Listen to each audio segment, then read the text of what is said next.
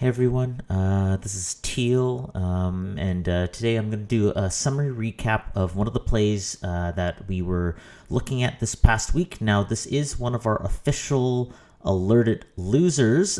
We ended up closing this alert at 50% loss. Now, this was alerted on January 7th. I'm just going to do this in person just because I think it's a little bit easier to describe my thought process when I'm looking for these kinds of plays. So I'll go through a couple things, and if you have any questions, you guys can follow up and ask me or tag me in my DMs or leave a comment down below or message me on Discord if we're on the same server. Now, I know that I had said that I was going to hold these to zero if that may be, and I did that solely because one, I believed that there was going to be a bounce because the market was pulling back the same day. But at the same time, I didn't want to risk the money of everyone else. There's always going to be better plays out there, and there's a chance that this play didn't work out. But what I'm going to do today is I'm going to walk you through the process of how I developed this play to begin with. So I usually start off on a daily chart really far out. So, I have nothing on this chart right now except I have some couple EMAs that are on here. But otherwise, I don't have any resistance or support lines. So right off this bat, I'm going to look at this chart dating back multiple years. Clearly March dip was down here and it's skyrocketed along with everything else. So as you can see this line here, eBay becomes bullish over 44.9 or 44.08. That kind of is around June, and that's where we kind of get our move, and it's been consolidating ever since. So I'm going to leave that line up there just so that we have a base understanding of where things are, and we're just going to zoom in a little bit here. So as I zoom in, let's take a look at where the plays start happening. So there's a lot of chop happening, right? Obviously, after this initial bull run, it pulls back and it kind of develops this kind of lower low, lower highs, right? This is trending downwards. These are trending downwards, and it's what we call a bull flag. So where do you break out of a bull flag, though, right? What are we looking for? Are you looking for volume? Are you looking for a breakout over a certain level? Are you looking for a catalyst like an earnings, right? So you can see here, eBay had an earnings on October 29th that actually gapped down. So on a gap down, you probably would look for that to fill. So what I'm going to do is I'm actually going to put a couple lines there just so that I know where the gap fill happens. So I'm just going to do that, and I'm going to do that. So my gap fill, I'm just going to change the color on this just so that we know. I'm going to say, let's just make this purple. Purple, here we go. There, and purple, and then let's actually just say that this is make it a little bit easier to take a look at things here. 40% here, and 40% here. Now, you guys don't have to chart this complicated, but I just want to walk you through what I'm doing. So I'm just going to draw a trend line here, and roughly is okay. I think multiple touches is fine. This pops up here a little bit, so some people will say, hey, shouldn't you put the line up here, right? But then you don't really get two touches. What that looks like to me actually is that looks like a false break. That looks like a fake out. That looks like to me that it hit resistance here and it actually broke through, and then on the next day pulled back down and under, later on retesting and rejecting again. So I'm going to leave the crossover point there because it seems to align better with everything else that we're doing here. So that's the trend line that I'm going to draw off the get-go. I'm going to put down a couple levels here, so a base, and I'm just going to change this back to a better color. So let's call this white for any sort of trend line. So a little bit of consolidation there, a little bit of a base there, and you can probably call that a little bit of resistance right around there. That would actually be kind of our breakout level. So I'll actually make this green because the breakout level tends to be where you break out, and this is where you want to make a play.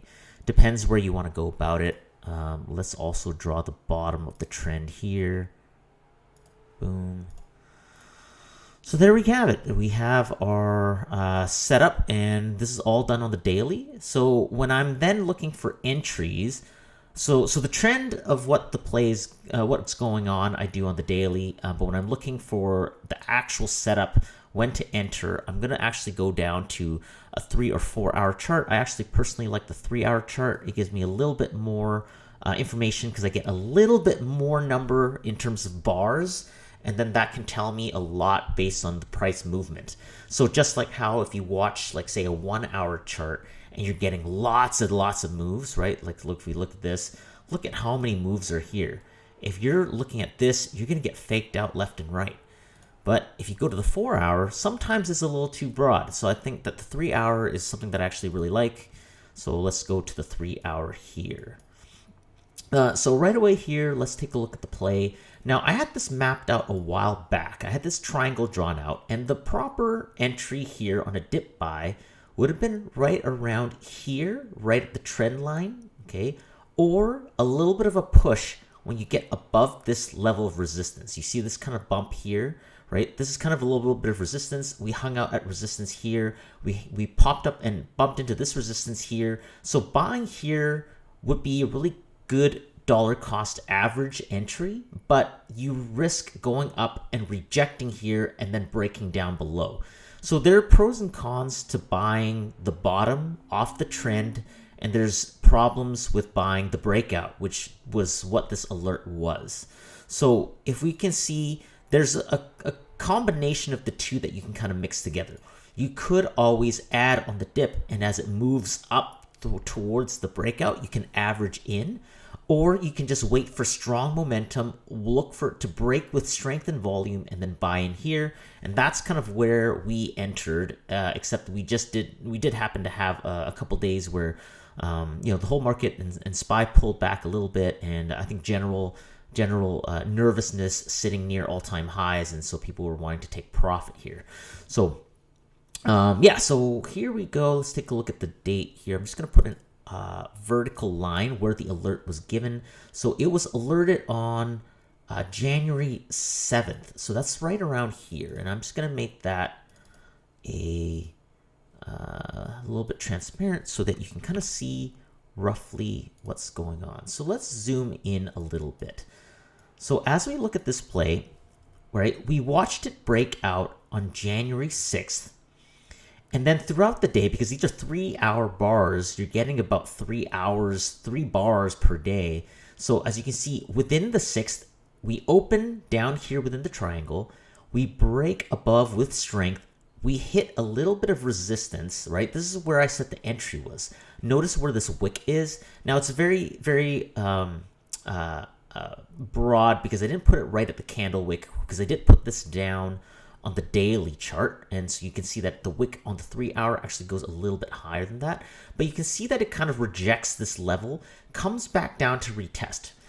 Now the entry was given on the day where it retests this trend line but does not break down below, and so right here when it pulls back, we enter around 53.01 with a January 15th 55 call option on eBay at a cost of 0.6, which is $60. So we're looking for some cheaper contracts, right? Higher risk, higher reward, and it is for January 15th. So end of January 15th would be, I'm just going to put it here. I know it does say January 19th, but actually that's just going to be the end of the day. So this is the move that we have in order to make it. So as we sum these contracts here, this is our entry point, right? So we actually did a pullback test. So this is kind of a combination between buying this dip and buying this breakout.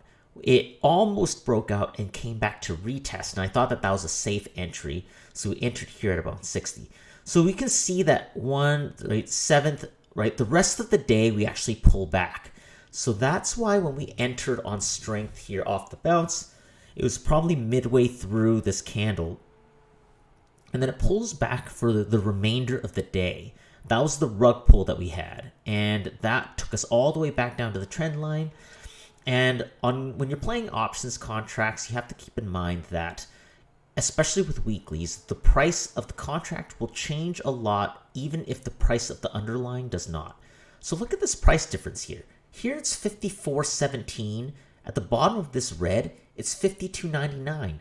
That's literally a $1 move on eBay, and the contract lost over 50% of its value. So I understand that sometimes that can be worrisome, right? And so always as a reminder, if you are worried about a losing position, you may possibly be over leveraging yourself and have too big of a position. I sometimes like to put in half a position off of these kinds of breakout plays, and if it moves in my direction, I will average in the other half if I can catch the move before it gets too expensive.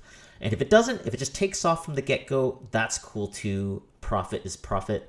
But in any case, that's kind of what I'm thinking. So on this day, at the end of the day, right, I'm getting DMs, people are worried, people know it's 50% down, and I'm thinking, you know what, like I know that it's not looking good. If we break down below, these will not have a chance to ever make it, right? If you look at how much we bought it for, this is the deadline. Our break even on expiry would be about 55.60. So 55.60 puts us at around here. I'm just also going to make that a white line just for ease.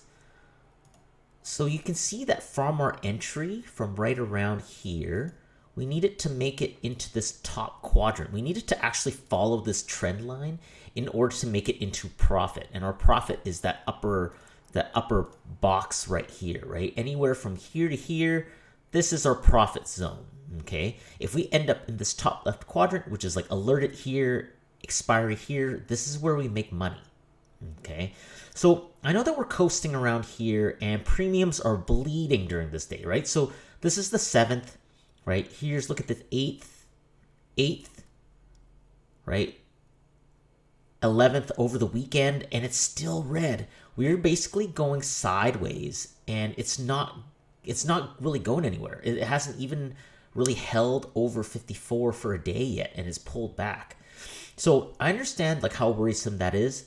If you look at where the play is, even on Friday, it's really close to the trend line. You know, we're just below, and if you're respecting your rules and staying disciplined, then yes, for sure, that's why we alerted the close, because premiums were going to bleed into this week if we were not close to the line. Now, the reason why I personally stayed and the reason why I think that this place could still have worked out, and as you can see is working out, is that look at the volume on the selling versus the buying. From this dip off the trend line on the bottom, look at these bars.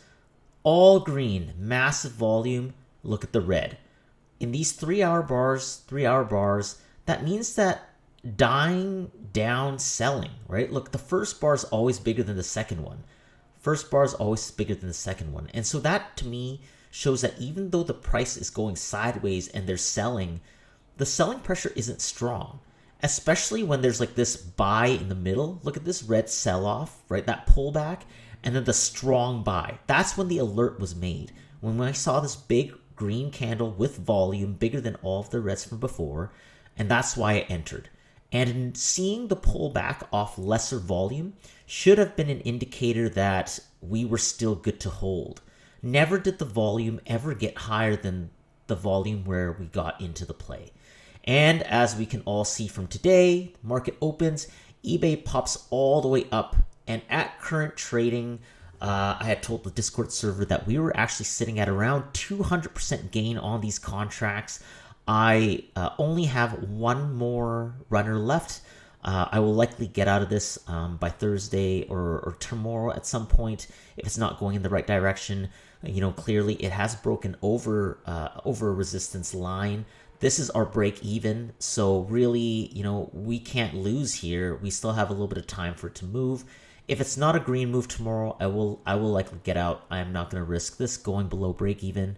So that's where I have set up my break even point. But as you guys can see, look at this chart. If we look at the profit loss unrealized on the contract, this thing is sitting at 50% loss most of the last few days. But look at this trend, right? This is a strong trend. Look at this thing. This thing's straight uphill, right? You can even take a guess at kind of what the play looks like. The market loves balance, and it loves symmetry. So if you look at the previous bounce off the trend, it made a move that got this high. And if we move that line straight over, look at that height though. You know, off the bounce trend here, we hit like the exact same level, right? This could have been set as a price target to get out today at 200%, right? Another way for you to do it would be to use Fibonacci retracements. So you take this high here, pull down to that low. Look at that possible rejection, right? The rejection is possibly right at the top wedge line. So that's why I waited for the breakout. Then it comes all the way down, and the golden pocket is right here, and this is where you commonly see a lot of reversals to both sides. If you're coming up from the bottom, you tend to reverse and bounce downwards. If you're coming down from the top, you tend to reverse and shoot up as a launch pad. So, you know, this play was textbook. You know, I know that the market often, you know, shakes people out, but maybe with a little bit more confidence and a little bit more technical analysis behind it, you guys can feel confident about the next play, you know, and not be so worried about it when you look at the realized and unrealized profit loss.